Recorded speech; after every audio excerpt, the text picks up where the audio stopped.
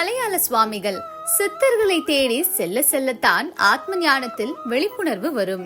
ஞானத்தை எளிதில் பெற்றுவிடலாம், ஆனால் ஆத்ம ஞானத்தை பெறுவது சற்று கடினம்தான். அப்படிப்பட்ட சித்தர்களில் ஒருவர்தான் ஞானகுரு சாமிகள் என்ற மலையாள சுவாமிகள். 100 ஆண்டுகளுக்கு முன் சென்னை மற்றும் புறநகர் பகுதியில் வாழ்ந்தவர். மலையாள மொழியில் அதிகம் பேசியதால் மலையாள சுவாமிகள் என்று அழைக்கப்பட்டார். நந்திவரம் ஊடுவாஞ்சேரியில் சிவன்மலையில் அன்னச்சத்திரத்தில் தங்கி ஏராளமான சாதுக்களிடம் பரிச்சயப்பட்டார். நாளடைவில் இவர் மிகப்பெரிய மகான் என்பதை அப்பகுதி மக்கள் புரிந்து கொண்டனர். மிக ஒல்லியான தோற்றம், பார்வையில் ஒரு தீட்சண்யம் காணப்பட்டதை கண்டு ஞானத்தை தேடி அலைந்தவர்கள் அவரிடம் சரணடைந்தனர். தன்னிடம் வருபவர்கள் எதை விரும்புகிறார்கள் என்பதை எளிதில் எடை போட்டு சொல்லிவிடுவார். பிரபஞ்ச ரகசியத்தை எளிதாக பெற வைத்து பலரும் சித்த புருஷர்களாக மாறினர். உடல் நோய், மனநோய் இவைகளை தீர்த்து கொள்ள மக்கள் கூட்டம் அலைமோதியது.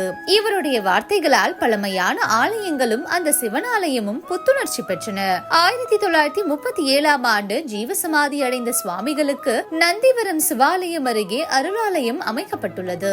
அங்கே சுவாமிகளின் அதிர்வுகள் இன்றும் இருப்பதை பலரும் கூறுகின்றனர்.